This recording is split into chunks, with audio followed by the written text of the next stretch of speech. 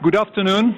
I'm very pleased to welcome all of you to the WTO for this public lecture on services globalization in an age of insecurity, rethinking trade cooperation, and for the policy panel that will follow on services trade negotiations for inclusive development. I just want to remind you of the fact that this event is organized by the Council on Economic Policies in cooperation with the IMF, the World Bank, and the WTO. I will now hand over the chair to Chris, who will introduce this first session. Thank you very much, Mark. Thank you all for coming to what it is the last event of day one of our conference.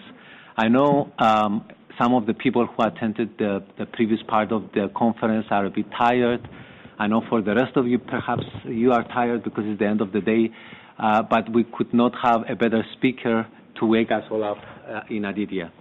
I wanted to say a few words about Aaditya, although many of you, know Aaditya very well. He doesn't need an introduction amongst most of you.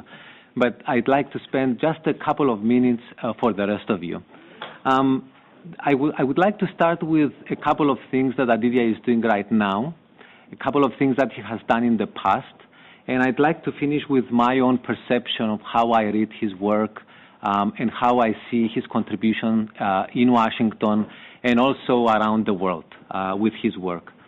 So Aaditya, as most of you know, works at the World Bank. He's a research manager.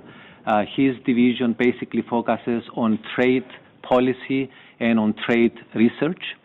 In the past, he worked in WTO, but he also had experience in teaching. He was in academia for a number of years. I think his publication record, the diversity of the work he's done on trade, shows that he's really a rare species. On one hand, he's a fantastic researcher. And I did some work looking at his research to prepare for this introduction. And it's obvious, you can see it immediately, that the research is very deep, is very detailed, is very thorough, and it's quite impressive in this respect. It's very academic. That's one side. On the other side, Aaditya wears another hat, and it's a very important hat, is the one of a policymaker. And so basically he takes his research and he brings this to policy dialogue. And if you think carefully about how many people can do this, is really very rare.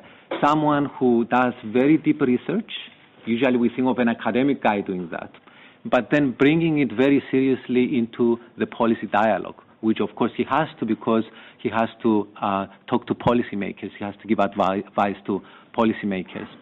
So, and of course, as you know, he's one of the most respected, because of that, I think, he's one of the most respected trade economists in Washington, and I'm sure in Geneva, but also around the world. The last thing I wanted to say is that when I talk to people around the IMF, where I work, and then also across the street, the World Bank, and Aaditya is very well respected not only because of his great research, but from his subordinates. He's a great team leader, and much of the work that he's describing today is with his team. And with that, I won't spend more time and give the floor to Aaditya. Thank you very much, Chris. I didn't expect to be speaking here today, and I didn't expect such a generous introduction. But I'm touched that so many of you have chosen to come despite the fact that Ricardo is not here. We are all tangible people living in a tangible world, so trade in goods is easy for us to grasp. Trade in services is more elusive. So let me begin by placing services in context in a way I hope you can relate to. Now, services are very different from goods, but they're also very different from each other. They're banking services, transportation services, communication services, and tourism services. And what you'll notice straight away, I have no intention of keeping you in the dark, but nevertheless, that services transactions often require face-to-face contact, even though there is growing digitization. But more interestingly for today's talk, that there is a risk of market failure. And that's because consumers cannot always observe the characteristics and the actions of service suppliers. They cannot be sure that when they put their money in a bank, that the banker will treat it with the kind of care that is necessary.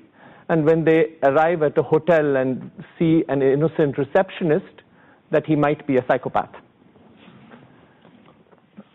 Now, that means that often you need producers to move to consumers or vice versa, whether it's for personal services, medical services, construction services, or retail services.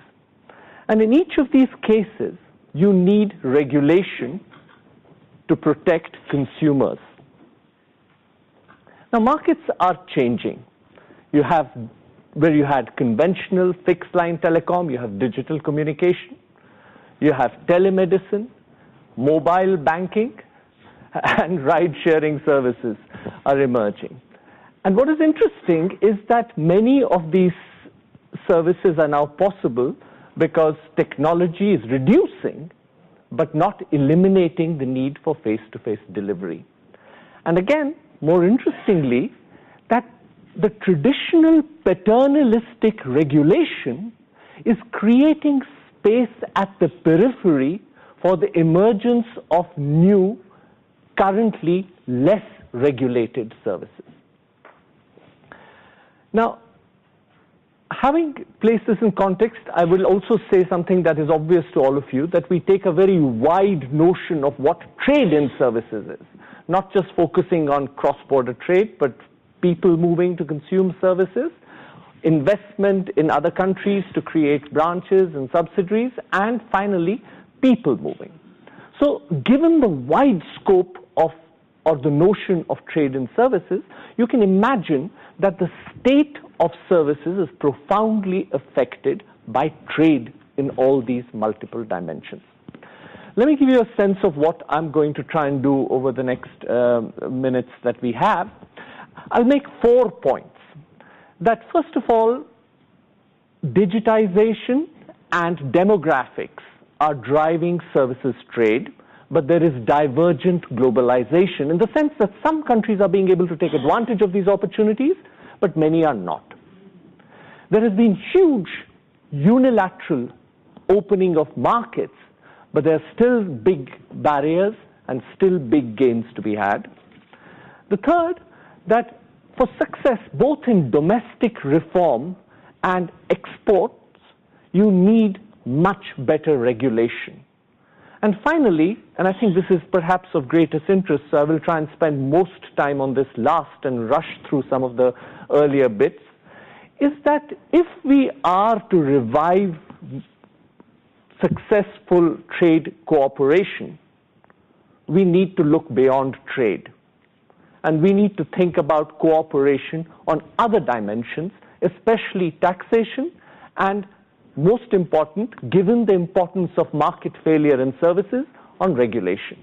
So it's that last part where I will say things that are relatively new, but I will also, over the course, try and show you some pictures of what's happening. So first of all, I think what has been striking in the last few years, that blue line and the blue vertical diagrams show what's happened to goods trade. The blue line is the trend, the blue histograms are the growth rates, and the red and the orange lines show what's happened to services trade. And what's striking is that during the crisis, goods trade fell, but services trade did not dramatically. And subsequently, while goods trade has flattened off in this famous trade slowdown, services trade continues to grow rapidly. Now, there are many reasons, but I would like to highlight 2. One is aging. Some countries are becoming progressively older. And the interesting thing about that is that the structure of demand is shifting. Elder people consume more personal care and more health services. Young people consume more education and have more fun. They consume more entertainment services. But the change in demographic structures also means the national capacity to satisfy those needs is shrinking because there are fewer young people in the working age. And that creates scope for demographic arbitrage. Second, and that is more self-evident, that the scope for digitizing services is making possible trade even when people can't move. Now, let me show you one striking picture of what's happening in China, both because of demographics and because of its rebalancing away from investment towards consumption. And here you see a relatively flat import demand and a rapidly increasing demand for services. So new opportunities are emerging, but who can take advantage of them? Again, research that I'm not going to inflict on you suggests that comparative advantage in services is determined by the interplay between three things. One, endowments. We had a nice paper just before this talking about how skills matter for services trade because services tend to be relatively skill intensive. Infrastructure, especially the telecommunications infrastructure along which many services are now delivered. And finally, and perhaps less obviously, the strength of institutions. Again, reverting to the problem that when I put my money in a bank or when I entrust myself to a surgeon or to an aeroplane, I need reassurance that these are all safe and offer the quality I need. That reassurance comes from strong regulatory institutions. And that is, again, something we've seen, for example, across the world and even within countries like India, that the states that are relatively well endowed with such institutions are the ones that have been relatively successful in growing. But I would like to introduce you to a new data set that my colleague Xiaopeng presented this morning, which looks not just at total exports of services, but breaks them up in an interesting way.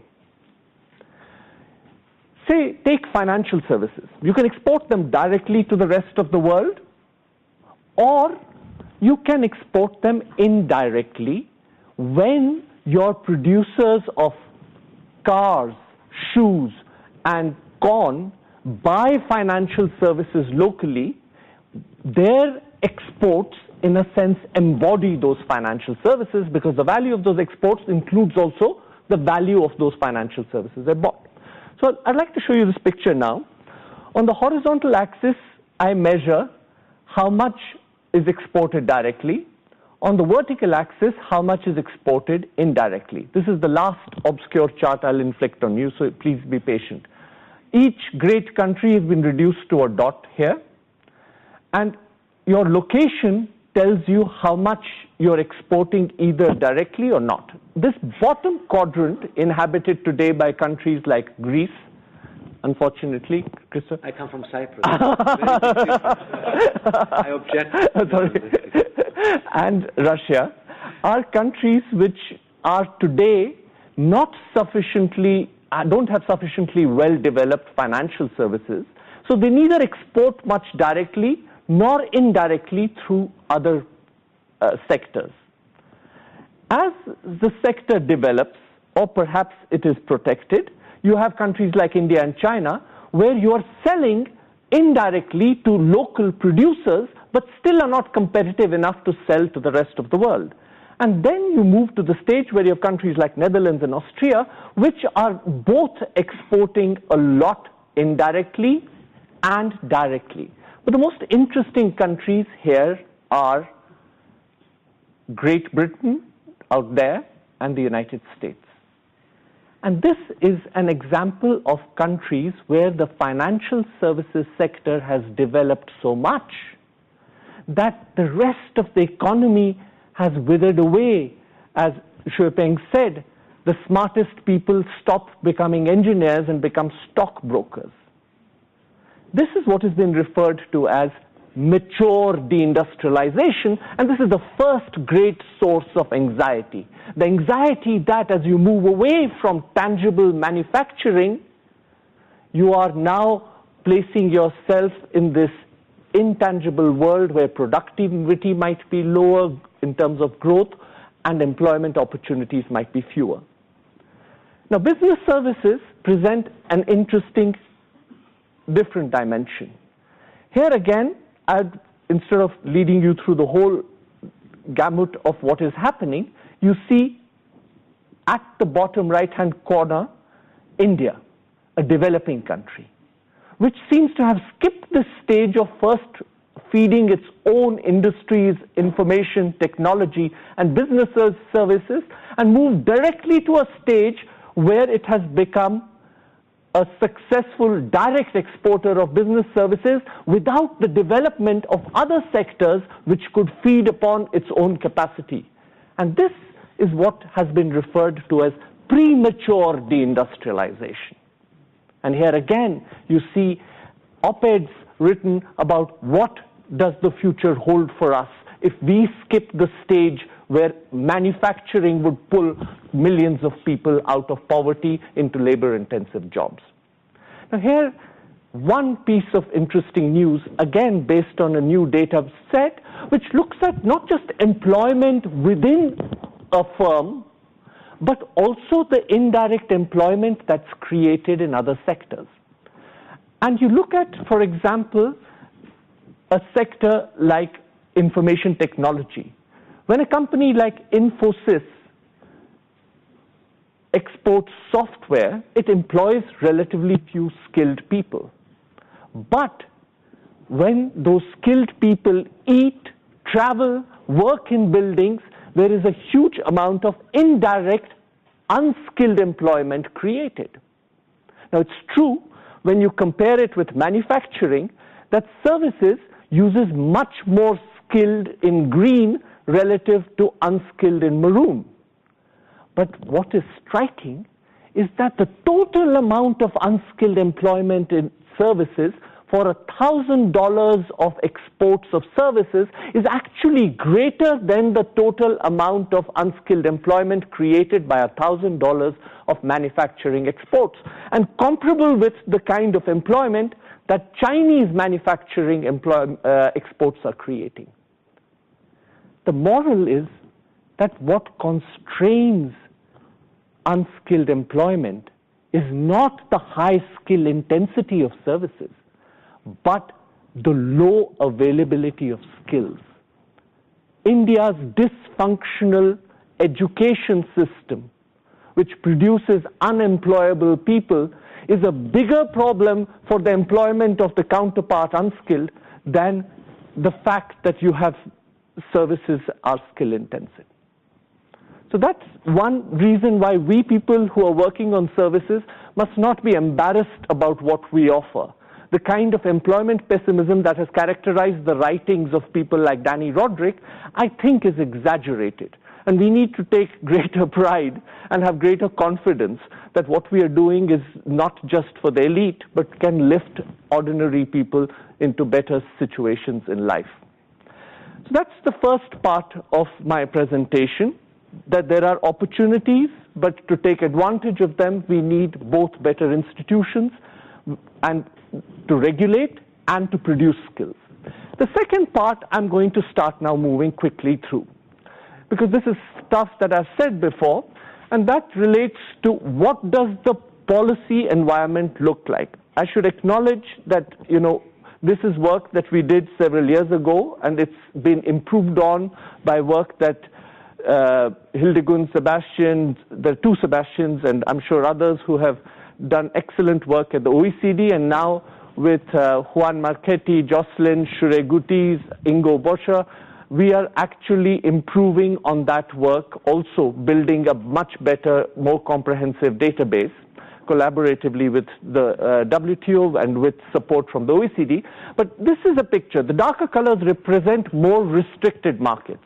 Means that these are countries which tend to limit the amount of foreign ownership, limit entry. And here you see an interesting issue, that the fastest growing countries in East Asia and South Asia, and even one of the fastest growing countries in Africa, Ethiopia, are the countries which still have some of the most restricted services markets. Now, when you work at the World Bank, this leads to an awkward question. Are they growing fast because they have stumbled upon a more sophisticated, gradualistic approach to liberalization? Or are they growing fast in spite of these restrictions, that they might grow even faster? Now, let me show you some evidence first which suggests that there are actually gains to be had from faster reform. But first, across sectors, we also see a curious pattern. Among the most protected sectors are sectors like professional services, where people cannot move with ease, and transportation services. And here I always emphasize the irony that an institution like the WTO, which has invested so much on trade facilitation, has not done what would be the most effective form of trade facilitation, and sectors like air and maritime transport, either de jure or de facto, have been carved out of the scope of the negotiations. So you're negotiating or excluding from negotiations the precise sectors where the biggest protection is.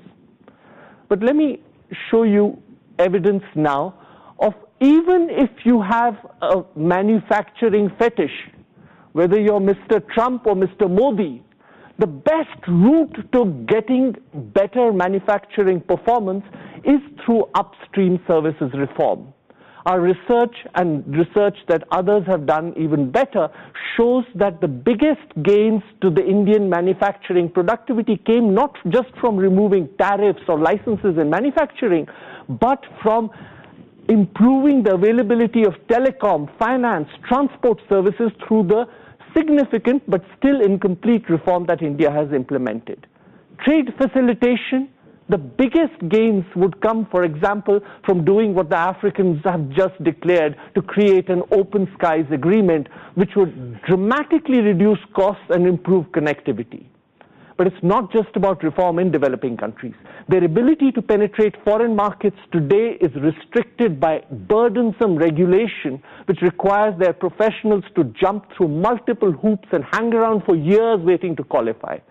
In cross-border services, this wonderful phenomenon of cross-border trade and services, which has lifted so many people from the Philippines to India to the Caribbean out of poverty, hangs this Damocles sword of privacy regulation, which again, initial evidence suggests imposes a significant, it is legitimate, the regulation is legitimate, but compliance is costly. And many services exporters are paying a high cost and being shut out of businesses through that. And finally, even as the US struggles with high accelerating healthcare costs, which have decided the course of elections, big gains could be achieved simply by liberalizing, allowing greater portability of insurance, for instance, and to turn the whole logic on its head that addressing inequality, aging, you require not less but more globalization of essential services. So this evidence is compelling, and it isn't, I have presented a self-referential system. There's much better work that many of the people who came today to the conference have done in all these areas, but I couldn't do justice to this, but I will in the next presentation I make. But the point is, it would be a mistake to believe that these gains can be realized through a mechanical opening of services markets.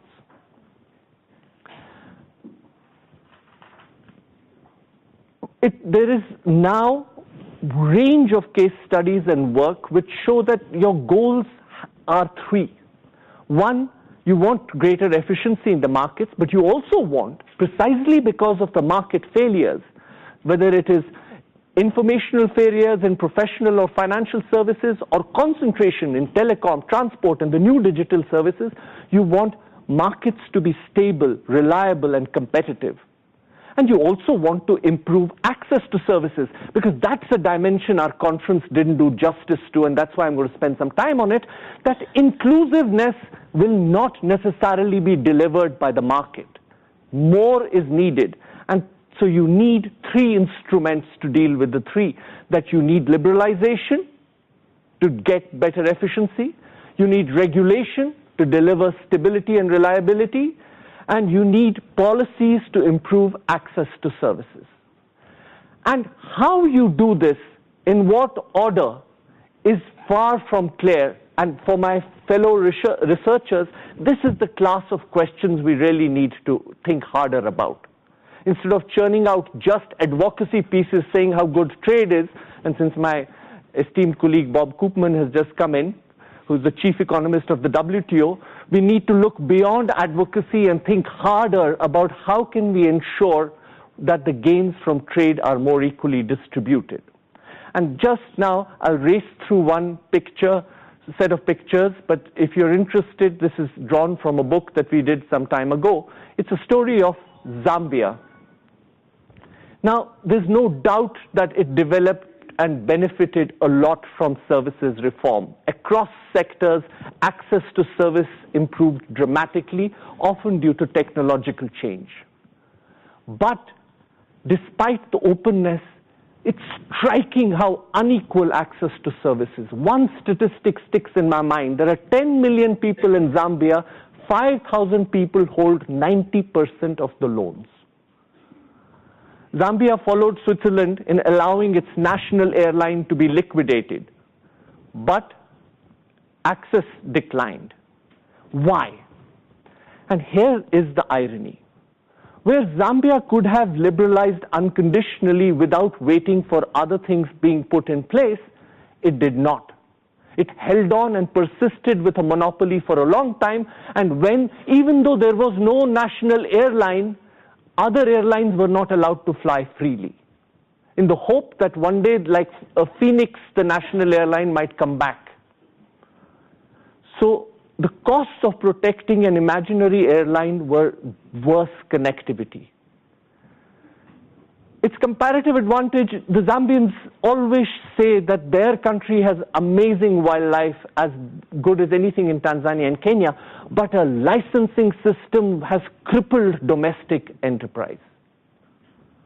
Why is subject for a different conversation, but the irony is, where other reforms were first needed, liberalization was rushed. Banking licenses were issued where there was no mechanism to sift the sound from the dubious. Agriculture output was liberalized when agriculturalists were handicapped by inadequate support services, leading to durable loss of faith in financial services and durable loss of competitiveness in agriculture. Even today, regulatory inadequacy is undermining the benefits of openness. One problem is weakness in regulation. Another is regulation which is too strong. Once bitten by a financial crisis, now the regulators are more prudent than the Pope, and you have these hugely restrictive requirements for opening accounts, asking a community-based society where there is hardly any private ownership to produce utility bills in order to open a bank account. And most crucially, whereas after independence, clumsy instruments, which the IMF rightly criticized, of giving away subsidized transport, food, health, education, led to the bankruptcy of the government, but at least there was an effort to deal with the iniquities. Once that era passed, not much has been done to deliver improved access. And the risk is that as we went from colonialism to socialism, we might go from conditionality to state capitalism. And this isn't just Zambia. This is the conversation which we've seen in Zimbabwe, is emerging in South Africa, and a range of other countries where there's a flirtation with an alternative model which was discredited, but has again risen as an alternative precisely because not enough was done to ensure that markets would deliver improved access through mechanisms like universal access funds, and regulation itself became an impediment to access. I think this must be a priority for all our institutions and all our researchers to think harder of what are the ways in which we can reap the benefits of efficiency without sacrificing equity. And what we have learned, and again, I don't have the time to elaborate on it, is that the emphasis has to be on competition, not just a change of ownership, that you don't need just effective, you need appropriate regulation, and you need to think harder about what kinds of instruments like universal access funds, microcredit, vouchers in education and health are going to help distribute the gains from openness more widely. Let me now turn to the final section of my presentation, and this is the question of what has happened so far and what are we looking for beyond what can be done nationally. Many of the things I've described need international assistance, and that's where I think we in the bank, in the fund, and other organizations need to help countries more. But what do trade negotiations offer? Now, traditionally, the idea that you can have more liberalization by opening your markets in return for other countries opening their markets. And the assumption is that these concentrated producer interests which drive national policy, that some of them are greedy for access abroad and therefore are willing to countenance opening at home. The second benefit is credibility, that you're locking in policies and committing to future reforms. And the third is regulatory cooperation. And my argument now in the last few minutes is going to be that by focusing on the first and imitating the model of trade in goods, we got very little in services. If we had focused on the third, we would have got more of the first and the second. How? First, a picture that I have overused is a picture where on the horizontal axis countries are rated according to their per capita income. That's no significance at all. On the vertical axis, there is a very crude measure of services restrictiveness. The red dots show applied policy. For example, how open Trinidad and Tobago is actually today. The blue dots show what they committed in the Uruguay round, the green what they committed in the Doha or offered in the Doha negotiations. Now, Hamid will always say it was too early to judge, but at least let me say that when we did have what we had, it compared poorly with what was practice on the ground. That the green offers didn't even capture the openness that was already in place. Now, the gold standard is supposed to be the TPP, but without laboring the point, the TPP brought its bindings closer to applied policy, and Shure Gutiz, who's sitting somewhere, deserves credit for a lot of this work. But again, not much liberalization. I have quotes and I'll circulate this and you can read this. So the bottom line is neither multilaterally nor regionally are we getting much greater openness. And I would argue that we are living in a special period where insecurity is a profound and widespread sentiment. Whether it's insecurity about jobs, about what's going to happen to your ability to work, and whether the government has the means to help you to move, adjust, become better educated. We hear about Facebook and privacy violations. We hear about financial internationalization and crisis, about labor mobility and illegal migration, monopoly power, especially in these new digital monsters, and consumer exploitation. And the interesting thing is that each of these cases, there is a problem of a regulatory externality, that the state's failure to act or to act too much imposes costs on consumers and workers in other countries. And the interesting political economy development is not what Danny Roderick has argued in a recent piece, that these are perverse exporter interests which are leading to bizarre outcomes. It is the fact that states in key countries like the United States and UK are now becoming much more responsive to immobile workers and consumer interests. As Theresa May said, if you're a citizen of the world, you're a citizen of nowhere. So the question before us is, in this new world of newly empowered consumers and workers, what kind of cooperation would deliver real benefits? Look at this picture. This is one of Peter Egger, who I think was supposed to be here but is not here. This is a striking picture of what's happening to tax rates. I think the green is the corporate tax rate, and see how it has declined in 65 countries over the last 20 years. The red is the tax that the top 1% pays. And the intermediate gray line is the tax on the middle class, the median worker.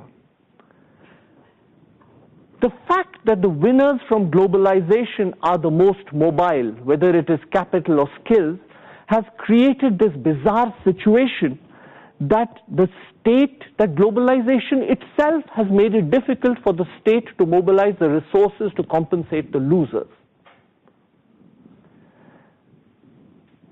And services are a key villain in this story because they are footloose, they are intangible, they're hard to track, huge profits, they can move and locate in Ireland, and all the profits accrue in a low-tax jurisdiction.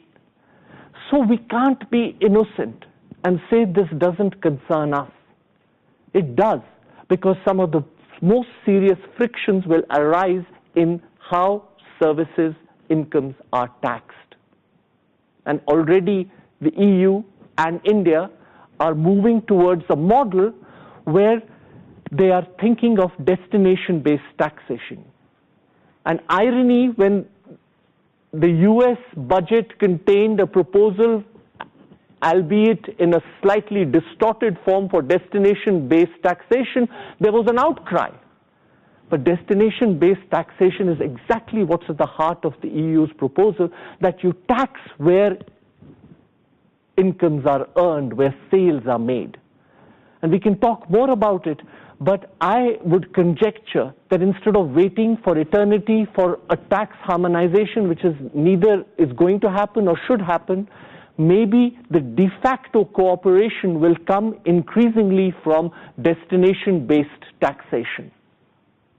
And that might be one issue where an institution like the IMF would exercise intellectual leadership. But let me turn quickly to what I think is the most interesting difference between goods and services. In goods, you could liberalize trade without worrying about regulation because you could inspect foreign goods at the border and see that they complied with your national regulation. In services are consumed before they are inspected. And therefore, when you think about the state uses what Pascal Lamy has said, precaution as a form of, or protection as a form of precaution. When you're not sure what's going to happen to your data when it goes to another jurisdiction, then you threaten to shut off data as the EU has done. When a foreign bank establishes in your country, as the Americans are doing, you choose to impose higher capital adequacy requirements because you are not sure that that bank will make that capital available when it is needed. The key need today is a mechanism to protect consumers from international market failure. Those of you who are economists will know the great work of Bhagwati and Srinivasan on the theory of domestic distortions. The argument being that if you have distortions in your economy, you must remedy them at source. And if you cannot, trade liberalization may not be optimal. If you cannot redistribute the gains from trade, it might not make sense to liberalize fully. And trade policy becomes an instrument of redistribution. That lesson we forgot in the international marketplace. International market failures seriously raised doubts about the desirability of unconditional liberalization. If I cannot be sure that my consumers are protected from what happens to their deposits when they're placed outside their jurisdiction, or when their data goes to another territory, or when they get health treatment in another territory, it is not optimal to liberalize. And the central problem in services is that when my exported service leaves my territory, it's no longer a concern of my regulator. My regulator is mandated to protect my consumers. And when it comes to somebody else's territory, they are concerned, but they are powerless because the service provider is located outside their jurisdiction.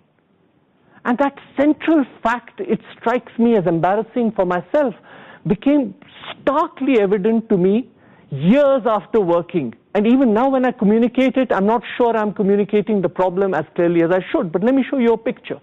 Historically, that's what trade negotiations are about. You open your markets, I'll open my market. And in the EU and other cases, you went beyond. You said, let's make our regulations the same. Let's mutually recognize. But notice, this is all producer-driven. Having the same regulation is great for a firm because then it can realize economies of scale. It doesn't have to produce to different specifications for different markets.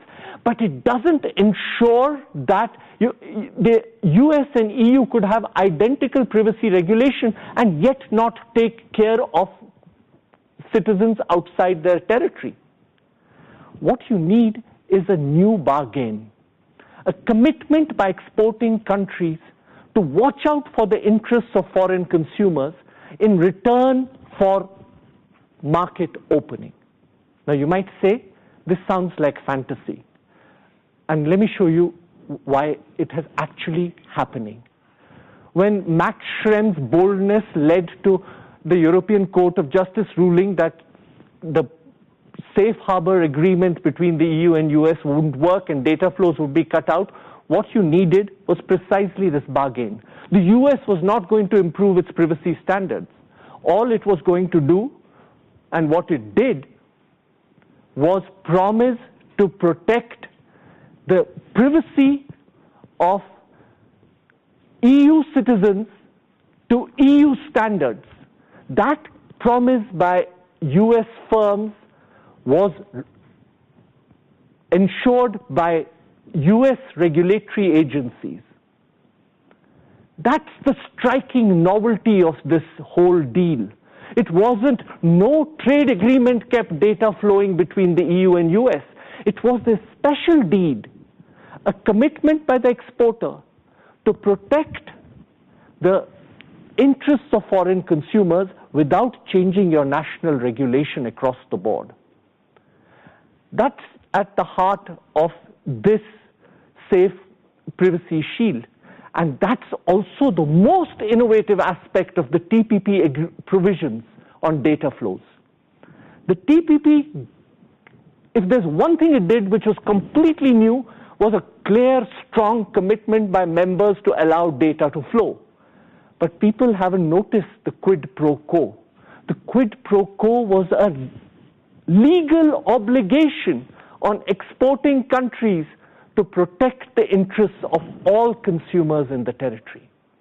How it's going to be enforced is a separate question. But that's precisely the deal, that you ask everybody to protect consumers everywhere in return for allowing services to flow. And that's what would maybe, when we look at labor mobility, it's only bilateral agreements where the source country has promised to certify labor, take people back, fight against illegal immigration, that you've got mobility. In financial services, all the tensions that exist would require the same bargain. That's basically exporting countries will promise not to ask for access in good states and run away in bad states as they were threatening to do from the Eastern Europe, but they commit through initiatives like the Vienna Initiative. In the EU, the only way that EU open market in financial has survived after the IceSave scandal, where Dutch and British people lost their deposits in Icelandic bank branches, is through raising the regulation to a meta level supervision, deposit insurance, resolution in a way that was necessary to ensure that data would flow. The biggest tensions are going to rise in the area of competition policy, where ironically the EU and US exempt export cartels from the scope of their own national policy. Ironically, when the EU fined national airlines for excessive pricing, it rebated the amount which came from exploiting consumers outside the EU. So to ask for access and not enforce your own regulation is a bizarre expectation. No wonder so much time is spent negotiating commitments which give security but don't give liberalization. But let me just say one last thing, that as this cooperation happens, where you get regulatory reassurance in return for market access, it's very important that developing countries don't get left out of it. Research we've done on goods shows how important liberal rules of origin are, and the most important provision in this respect is GATS Article 7, which allows recognition, as for example the EU-US Privacy Shield is, but ensures that that recognition is also extended to other countries. And finally, we need to avoid the tyranny of harmonization, for which both the bank, the fund, and many other institutions are guilty. There is a need for flexible standards. This is a picture you can't see, but it shows how Mexico adopted different standards for different categories of deposits, allowing poorer consumers to have much less requirements in terms of documentation, etc. And the dramatic increase in access in financial services came precisely in the accounts which did not have the ridiculously burdensome requirements of know your customer. I'll stop now. I've spoken for longer than I thought, but it's hard for me when I get excited about this, but I hope it has been interesting. Thank you. A round of applause.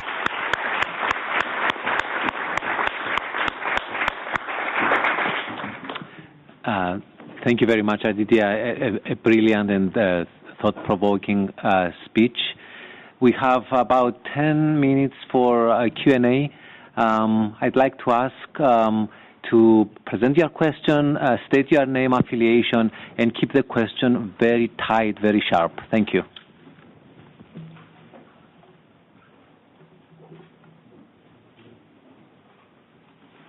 Go ahead.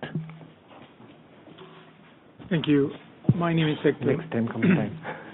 Hector Torres. I've been here at the WTO, IMF, and now I'm with CG. Aditya,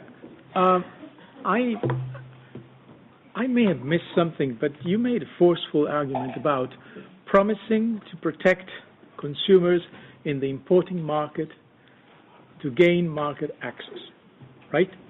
So what is the difference between that you're proposing and the requirement of the importing market to comply with their standards if they want to sell in their market? So what is the difference that you're seeing there that I fail to see? Unless you are saying that the exporting country should protect their own consumers by using the standards of the importing market. I really don't see what is striking so much your attention there. Thank you. Let's take a couple of more questions. Any other questions? Please go ahead. Dale Honig, Trade and Services and Investment Division. It's as much a comment as it is a question. Aditya, back when you and I were both much younger men, in the accountancy discipline negotiations, there were actually proposals for regulatory cooperation that went nowhere. I really hope that perhaps the idea of regulatory cooperation as a way of ensuring adherence to different country standards, as you mentioned, the importing country standards are adhered to by the exporters. I think this is a good way to start. Thank you. One more question. Please go ahead. Thank you. Felipe Sandoval with ICTSD. There was a slide showing services in India versus manufacturing jobs, and I wonder if there were more skilled professionals in India, what would it happen? Would there be less lower skill or more skilled jobs, or overall less jobs being produced? Thank you. Aaditya, you want to take those? I find Hector's question a little depressing because it shows that I again failed to communicate the essence of my idea.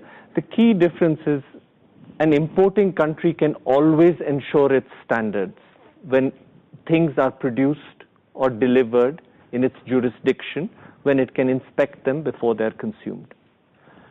An exporting country can do that also. They can protect, nobody cares about how they protect their own citizens. The interesting problem is when something comes from Argentina to the EU. How can I be sure that the Argentinian regulator, whose job is to protect us Argentinian consumers, is looking out for the well-being of the EU citizen? The safe harbor agreement between the EU and US is not the US changing its privacy standard. It is promising the Americans, the Europeans, that when their data comes to America, American authorities will protect the data of European citizens to European standards. That is unusual. But let me not over-labor the point, and I'm happy to talk later. That's what's exceptional about what I'm suggesting, that is the model. The regulatory cooperation is, again, and this is my point, we're not talking about mutual recognition and harmonization anymore. We're talking about a bargain where you are offering a diagonal bargain, in a sense. The exporting regulator is promising in return for access to markets to comply for those part of its sales which go to the destination market. And that's why I said what's unusual about what has happened in the TPP is precisely, and that's the most exceptional aspect, and I spent a long time talking to the regulators or the negotiators, and I'm not sure it's even clear that how exceptional this is to impose a requirement on the exporting country to protect everybody, even outside its jurisdiction. Third point about if India had had more skills, first of all, India is since I'm from India, I'm allowed to say this is a strange country. Why it is producing skill-intensive rather than labor-intensive products is because how distorted its land market, its labor market, everything is. But my argument is that if you want to create more, if you had more skills, then you would be exporting even more services. And in that process, you'd be generating even more unskilled jobs which feed those services exports. Thank you, Aaditya. Maybe we can take a couple more questions.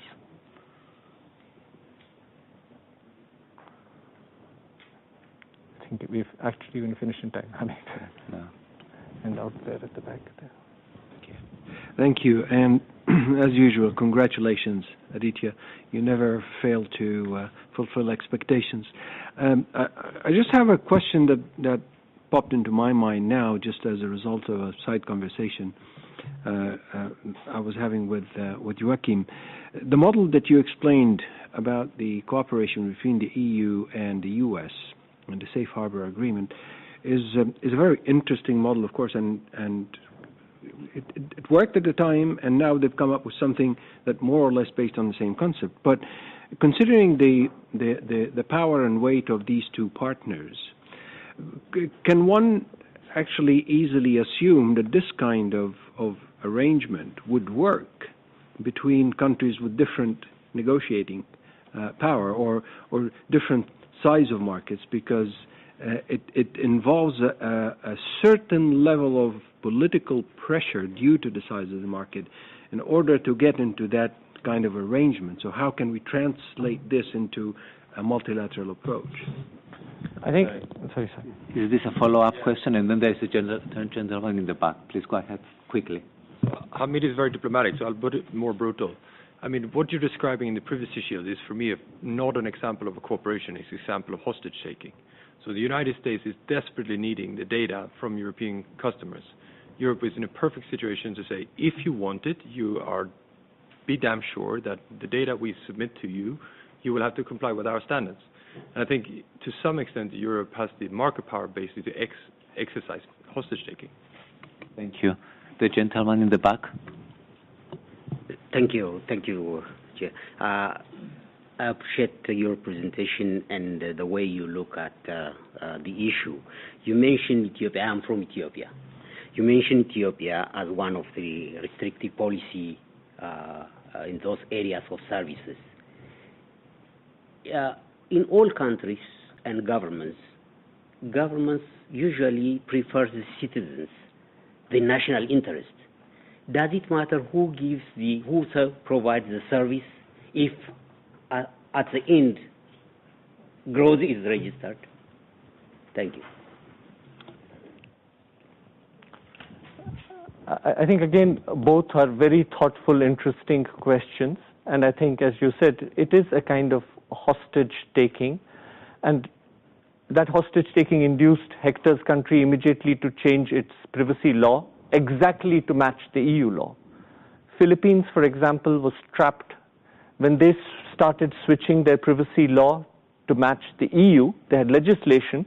The US firms said, we are not staying here anymore because you're going to increase the cost of doing business so much that it's not in our interest to operate here. India is fiddling with the margin.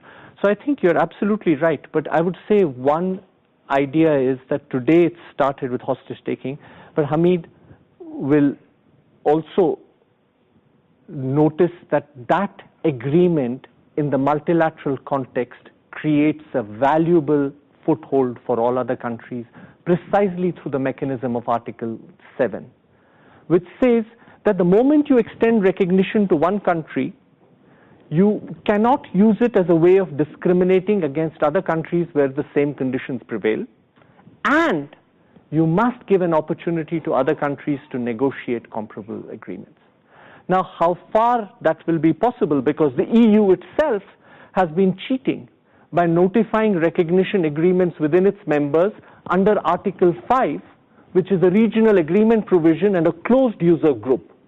Nothing in the GATT says that Article 7, which is an open regionalism idea, that the moment I hug Chris, I have to be open to hugging everybody else, is different from the Article 5 that I'm allowed to hug Chris and shut you all off. So how far we can leverage these things, I don't know. But I have thought a little bit about this question of at least how can we asymptotically approach a consensus. Can we converge on desired standards as APEC has tried to do in that group? The TPP has gone even further and created legal obligations. So some degree of convergence or at least conformity assessment is what if in countries like India and the Philippines can credibly promise, then that is an avenue. I think your point about is completely right. I think it's a challenge for all of us. First of all, and that's why I said, it's not a question of just letting foreigners in. Many countries have given an emphasis first to privatization, sometimes from public to private or national to foreign hands. And I agree with you, that's neither here nor there. But there is overwhelming evidence that competition is a very powerful discipline. Now, Ethiopia, for example, has a telecom monopoly. Now, you are much better able to judge. I'm an outsider. When Zambia had a telecom monopoly, it was really frustrating access. Other countries, when they opened them up, got bigger gains. Now, it is possible that the Ethiopian telecom monopoly is run in a way that is delivering the greatest benefits that are possible. But the burden of evidence favors not, as you rightly said, just a change of ownership, but competition, good regulation to prevent foreign monopolies grabbing all the rents, and additional mechanisms to improve access to services. Thank you, Aaditya. Another round of applause for Aaditya. Thanks. Excellent job. Thank you. Thank you.